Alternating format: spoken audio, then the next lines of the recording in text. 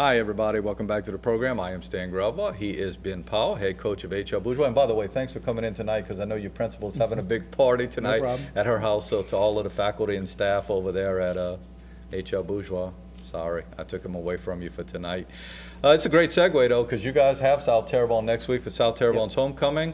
This was a big, huge rivalry at one time. Not so much anymore. They're not in the same district, but Terrebonne and South Terrebonne got together. Let's look at highlights from that. That is Ryan Domingue punting, a good punter for Terrebonne High School. And on the return, I think, was Jacques Flores, but he sure doesn't get much on that. So here we go. South Terrebonne with the ball. Quarterback sneak. I'm not sure why we're looking at a quarterback sneak, but we were.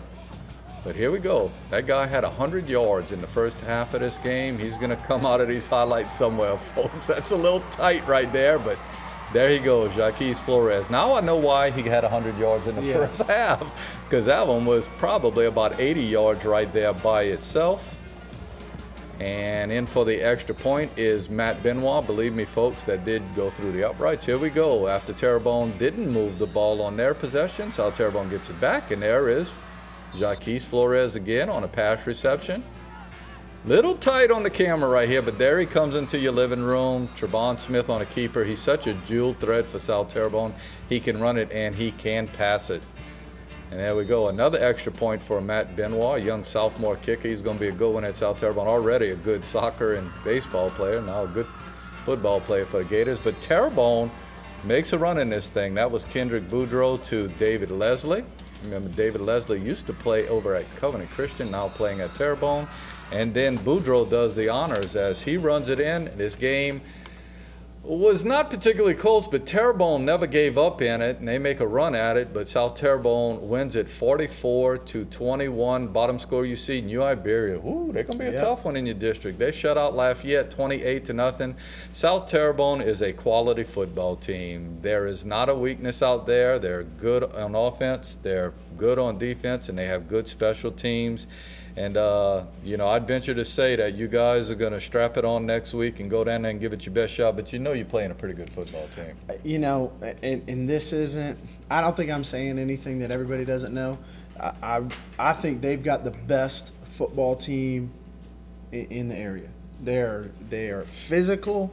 They are huge on the offensive line. They have a offensive lineman, Adam Zipke, who is just enormous, moves great. He's a Division I type prospect. Got a really strong core of backfield guys, quarterback, fullback, running back. They run the wing tee, do all the misdirection stuff, but they're still going to try to knock your teeth through the back of your head at the same time.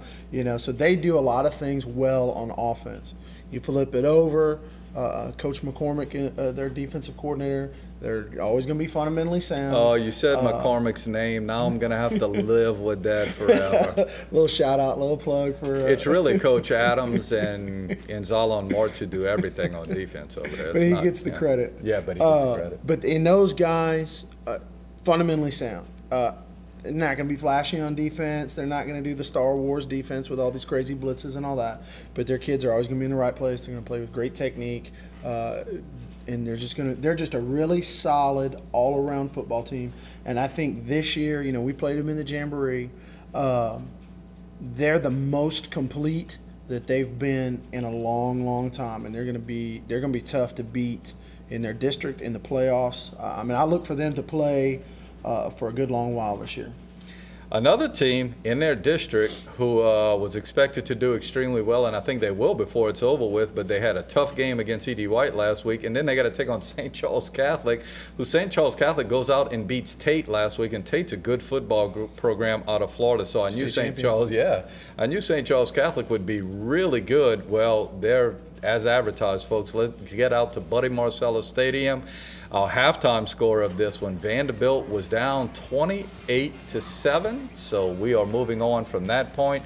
Here we go. Donnie Savoie throws it to Sammy Miles out in the flat, and they're pretty methodical. They're not going to, like you said, it's not a Star Wars thing. They just come out and play well and do things well. There is Savoie again to Sammy Miller. And here we go. Wow, that's a good-looking running back right there. Number 33, Lezedrick Thompson over the left side, and he scores. but the extra point's no good. And remember, in high school, you can't bring it back for that 2-point conversion, so to speak. So here we go. Here's the ensuing kickoff. And there is Jordan Bergeron. Nice return as he gets around the right side for the Terriers. And before we get too far, Elijah McGuire, at the running back position. And here's where he's so sneaky. I tell you, against Edie White, he would come out of that pile sometimes and was running for 20 yards down the field before you realize that the fullback didn't have the ball. But unfortunately, tonight for Vandebilt, it was not to be. A very, very good St. Charles Catholic team, 48-7. For you folks at Central Lafourche, you know, I'm going to tell you in a little while, it wasn't a good night for you on the football field, but you do get a PowerPoint out of this situation. Ponchatoula, obviously pretty good under Hank Tierney. They win 17-16 over what is usually a pretty good A-Meet team. So Vandebilt Catholic takes a tough one tonight, but I can't overemphasize how good St. Charles Catholic is year in and year out. They premier team in the state, no doubt. And, you know, I bet you there's some Vandebilt fans out there like, hey, what's going on? Hey, look, St. Charles took Hanville out in the preseason, took them out to the woodshed. Same thing. They put points all over East St. John, who is big, physical. You know, I just came from there, got some great skill guys. St. Charles is playing with the biggest of the big boys right now, and classification doesn't matter with them. They've got. I agree. They're one of the top 4 or 5 teams in the state, I think, regardless of what classification. In the Louisiana Sports Writers Association, St. Charles Catholic is ranked at #1 in AAA. Thank God they're not in AA anymore, because it's Evangel and John Curtis sitting down there, so they're glad to be in AAA. Going to look at E.D. White against Assumption, Patterson, Central Lafourche, and South Lafourche against Plaquemine. A little bit of a surprise to me when we get back from these messages.